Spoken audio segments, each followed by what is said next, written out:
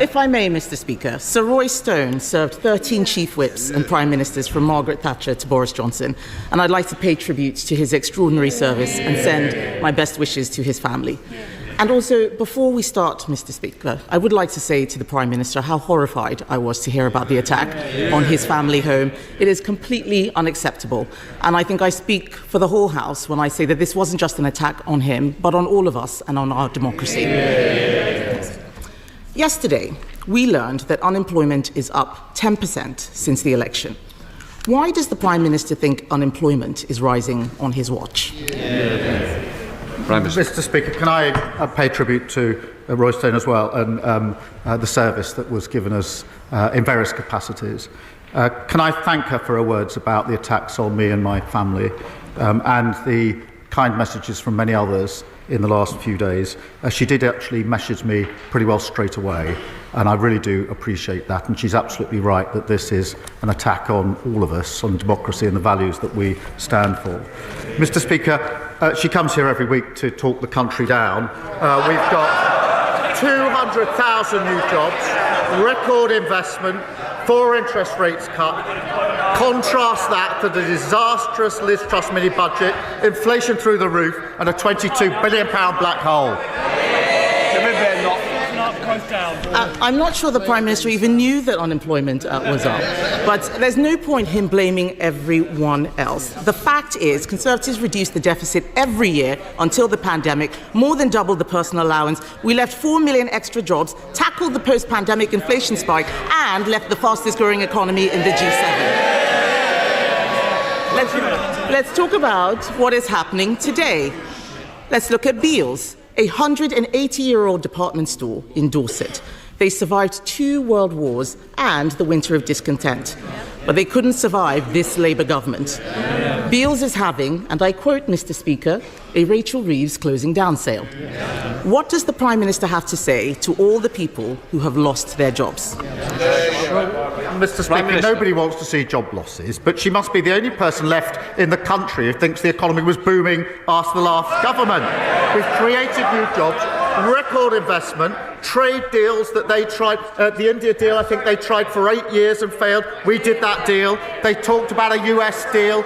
We did that deal. We tend to get a stronger relationship with the EU. The former Trade Minister must be the only former Trade Minister who's against all trade deals which boost our economy.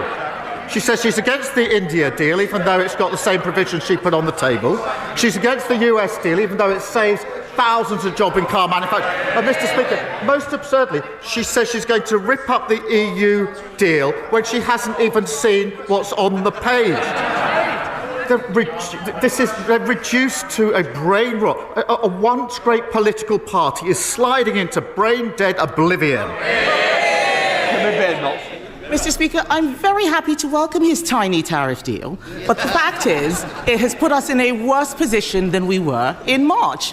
He should not over-egg the pudding. Let's talk about how things are getting worse now. In every month of this year, household names like Sainsbury's, Tesco, Asda and Santander have cut staff. The ONS estimates that there are 100,000 fewer jobs than a year ago. And this was before his jobs tax, which will make things worse. Can the Prime Minister promise the House that by this time next year, unemployment will be lower than it is today? Prime Minister. Mr. Speaker, I think she just said a tiny tariff deal. Can I suggest that she gets the train to Solihull, 2 hours, goes to speak to the workforce at JLR, their families, their communities, to tell them she would rip up the deal that protects their jobs. And when she's done that, she might travel across to Scunthorpe and tell the steelworkers there she's going to rip up the deal that saves their jobs. And then if she's got time, go up to Scotland and talk to the whisky distilleries. Tell them she'd rip up the deal that's creating 1,200 jobs for them, boosting their exports, and then come back here next week and tell us what reaction she got.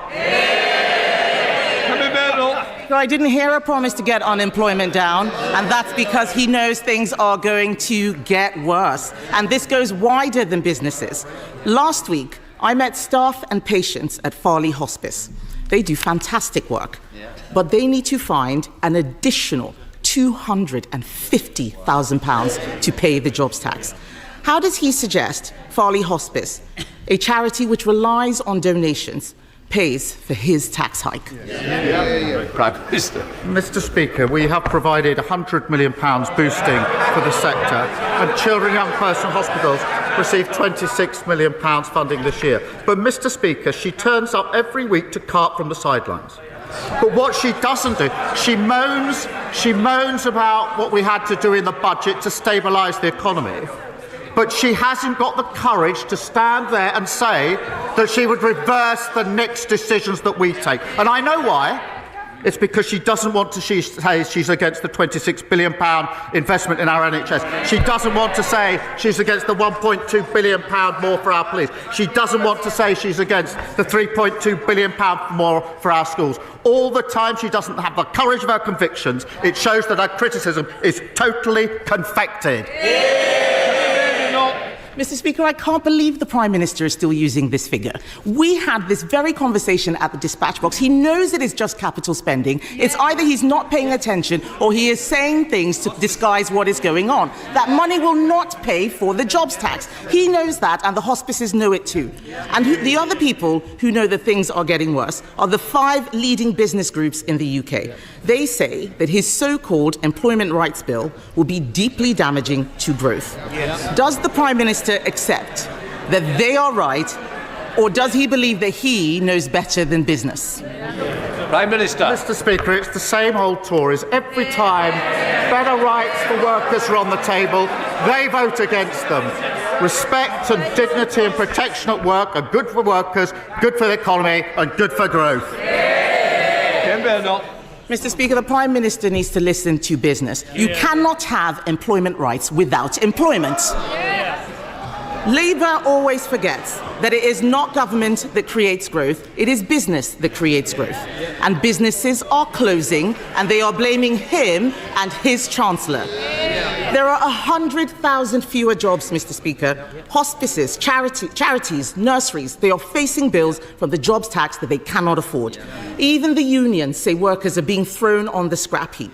And all of this before his unemployment bill makes hiring even more expensive. When will he admit that Labour isn't working? Mr.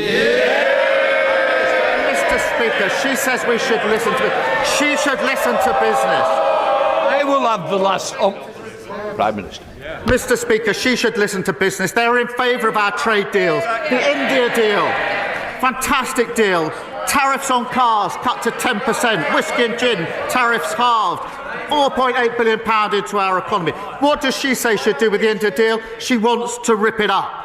The US deal that saves thousands upon thousands of jobs. What does she want to do? She wants to rip it up. The EU deal, good for our economy. She's not going to even wait to see what it says. She absurdly says she's going to rip it up. It is so unserious. She even was reduced last week to calling the Indian government, accusing them of fake news. No wonder she did so badly as a Trade Secretary. Mr. Speaker, the project for them is over. They're sliding into oblivion. They're a dead party walking.